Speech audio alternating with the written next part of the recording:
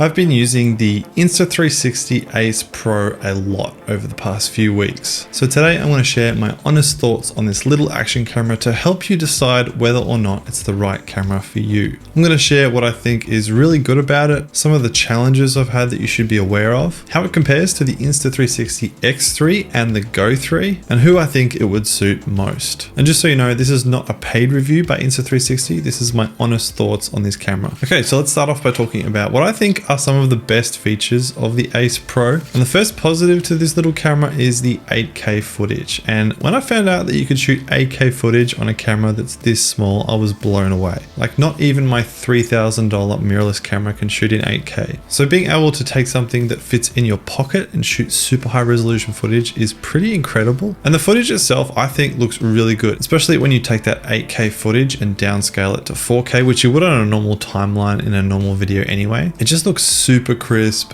and super clear. And I think that's also helped by the fact that the lens is co-engineered with Leica, which is a really high-end camera brand. So when you've got a good lens and a really high resolution sensor, the combination I think speaks for itself. All of this footage you're seeing right now is 8K footage straight out of the Ace Pro, no color grading or anything. And true to typical Insta360 form, I think it does a really great job of setting the correct white balance and all the other settings when it's set to auto, so that you really don't have to think about any of that while you're actually shooting. So you can stay in the moment and just capture what's going on around you. Plus, being able to shoot in 8K means you've got more versatility with the footage because you can scale it and crop it without losing as much image quality when you compare that to scaling and cropping 4K or especially 1080p footage. All right, so the next big positive to this camera, in my opinion, is the form factor and the design. I think it's a really well-designed camera, and you can definitely tell that Insta360 has taken feedback from previous cameras that they've built and incorporated a lot of those improvements into this camera. I really love, like I mentioned, the fact that it's super compact. Just over the weekend, I carried this around in my pocket at the Australian Grand Prix, and at times I completely forgot it was even in my pocket. It's so small, and I love that because it meant I didn't even have to put it in my bag. I could keep it in my pocket, so at any point throughout the day, when I just wanted to quickly whip it out and get some footage, I was able to just reach into my pocket and it was ready to go. The flip up screen is also really nice. It looks great. And I found it came in really handy for taking selfies. And I also regularly find it coming in handy when I'm just wanting to shoot something maybe at chest height, because I'm able to raise the screen so I can see it more clearly. I found the access doors to the USB port and the SD card slot, plus the battery slot, feel really easy to open, but when they're closed, they feel really secure. Like, I'm not worried that they're going to suddenly pop open. And of course, when they're closed, they're fully waterproof as well, which is another really cool thing about this camera. I love the fact that it's 10 meters waterproof right out of the box. You don't have to buy any extra accessories. You can immediately take this underwater. And while I don't shoot a lot of underwater footage, it is a really nice feature to have. Even when I'm wanting to use it outdoors in the rain, for example, I just don't have to worry about any water damage. I also love that it's only got two buttons. It's got a power button and a record button. And this is one of those things that I think Insta360 has really taken the feedback from previous cameras. On most of the previous Insta360 cameras, they had a quick change button as well. And I just found it a little bit redundant because I don't really use the quick change button that much, but I think they've really smartly integrated it into the power button. So now when you've got the camera powered on and you just quick press on the power button, it will cycle through your different presets if that's something that you want and need. Lastly, I actually really do like the quick release on the Ace Pro, and it's actually a different quick release to the Go3 if you're familiar with the quick release system on that camera. It is really nice to be able to quickly pop it onto and off of different types of accessories. However, it's also one of the things that I actually like the least about this camera, but I'll talk more about that a bit later. So the next big pro for me with the Ace Pro is the increased frame rates and resolutions that you get with this camera. So with the Ace Pro, you can shoot up to 4K 120, which is amazing. I think it's the sweet spot for slow-mo because it really gives you a sense of slow motion without being too slow. And being able to shoot this in 4K means you're not sacrificing quality. Now, there is a 1080p 240 frames per second mode, which again is crazy. Like, 240 frames per second is just so slow. This footage of some F1 cars that were going full speed, and it gives you a bit of an idea of how slow 240 frames per second is. But the downside of this is that it does cost you the image quality. It only shoots the 240 in 1080, like I said, and you can really really tell the difference in image quality. It definitely drops off when you go to the HD mode, which is why I think that 4K 120 is that sweet spot. And you can either bake in the slow motion in the actual slow motion video mode, or in the standard video mode, you can shoot in those frame rates so that you can manually adjust the slow motion and add speed ramping effects and that type of thing. Now, the last big pro to me is probably my favorite thing about this camera, and that is just the incredible versatility that it has. It just has a massive range of camera modes that just suits all sorts of different types of shooting scenarios, different setups, and different use cases. Now, obviously this is an action camera, and I would say it's excellent for action, especially when you pair it with the GPS preview remote, which I've been testing out alongside the Ace Pro. This is essentially a watch that you attach to your wrist, and it gives you full control over your Ace Pro, and it also works with other Insta360 cameras,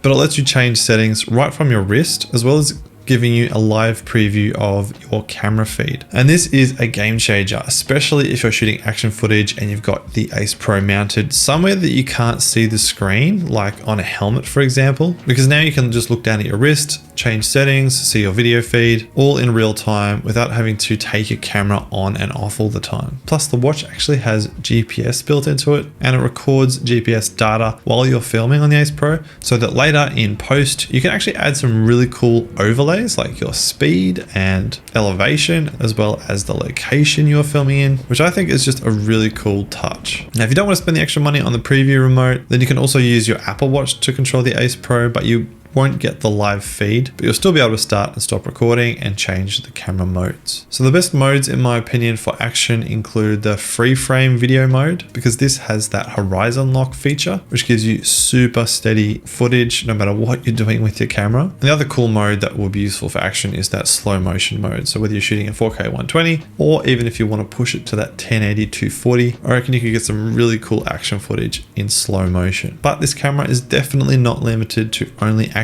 footage. I think it's excellent for general video as well. I personally have been using it heaps for my B-roll content, and I plan to use it heaps more in the future, especially when you pair it with the multi-mount, which I think might be my favorite Insta360 accessory yet. It's really cool because you can use it as a tripod, and it's quite sturdy, so you can be really confident outdoors in windy situations. And then it also extends out, and you can use it as a selfie stick to get extra reach or to film yourself. And it also has what they call a mantis mode, where you can actually hang the tripod off different objects. So you can put the Ace Pro in really unique locations that you probably normally couldn't attach it. I think the Ace Pro would be amazing for travel vlogs, or really any type of video that you're wanting to shoot on the go. Some of the best modes for this, in my opinion, include the time-lapse mode, which is one of my favorites. I use this all the time and get really excellent results. There's the standard video mode, which shoots in that full 8K footage, which you can use for all sorts of different scenarios. There's the pure video mode, which is great for low light. It just looks awesome in low light scenarios. There's the time shift mode, which essentially creates hyperlapses. And this is great for things like travel, to give people a sense of movement, for example. It's also got a really amazing star lapse mode, which takes amazing star lapse footage. Of course, it takes really great photos up to 48 megapixels in size. So it kind of does everything, which is why I think it's actually a really powerful camera, especially when you consider how small this thing is. So next, I want to share the challenges that I've had with the Ace Pro. But before I do, I want to ask you a question. Do you struggle with focus in your day-to-day work? I often find that by around 3 p.m. in the afternoon, my morning coffee has worn off and I start to lose focus. This is where this little green shot called Magic Mind has completely changed my work week. It's a nootropic drink that contains natural ingredients designed to improve brain function like focus and memory, plus it helps reduce anxiety and stress. The natural ingredients include matcha, turmeric, lion's mane, and cordyceps mushrooms, as well as ashwagandha and vitamin C, D, and B3. I find when using Magic Mind, my afternoon slump is gone. I'm able to focus clearly all day, and my stress levels are definitely reduced. I find I'm able to focus much later into the day, which is a game changer for me as someone who's self-employed, as I'm just able to get more done. I find a single shot each day to be more effective and long-lasting than coffee, without any caffeine jitters or any negative effects on my sleep. And there's also a 60-day money-back guarantee for your peace of mind. I definitely recommend trying Magic Mind to see if it works for you. There's a link in the description, and you can use the code KENDALL20 to get 20% off your first order. All right, so part 2, let's talk about some of the downsides to the Ace Pro.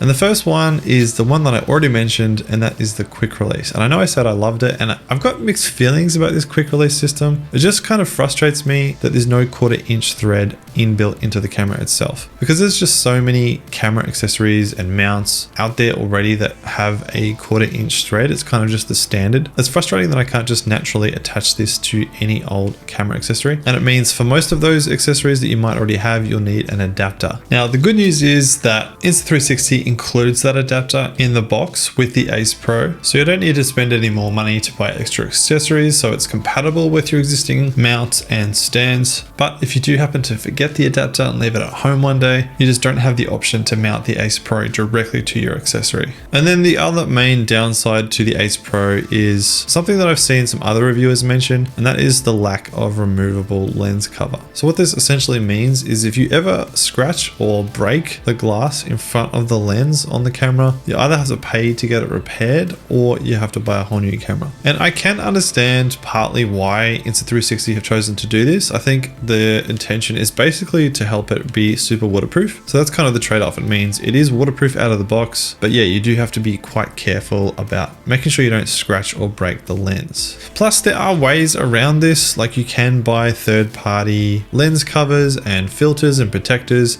that go over the lens that will at least protect it from scratches and could help prevent it from breaking in the event that you drop it or hit it on something. So there are ways around it. It just would kind of be nice if it was included, so something worth being aware of. So next, let's talk a bit about how it compares to the Insta360 X3 and the Go3. Now, when you compare the Ace Pro to the X3, I'd say the main obvious difference is the fact that the X3 can shoot in a full 360-degree mode, whereas the Ace Pro can't do that. The other thing with the Ace Pro is that you do have more video options. So like I already mentioned, you can go up to that 8K 24 frames per second on the Ace Pro, whereas the maximum on the X3 is 5.7K at 30 frames a second. Now there's potentially less editing with the Ace Pro with the AI highlights feature, which I haven't really talked about much, but is included with the Ace Pro. Plus there's probably going to be less reframing needed, since you generally need to reframe your full 360 footage to make sure it's pointing in the direction you want it to be. Whereas with the Ace Pro, you're a lot more involved in getting the shot because it only shoots in one direction. So essentially, to me, the main difference is if you want to be more in the moment while you're shooting your footage and not have to worry about framing, and you're happy to do that later in post, then the X3 might be the best choice. But if you do want that higher resolution footage and you enjoy getting more involved in getting the shot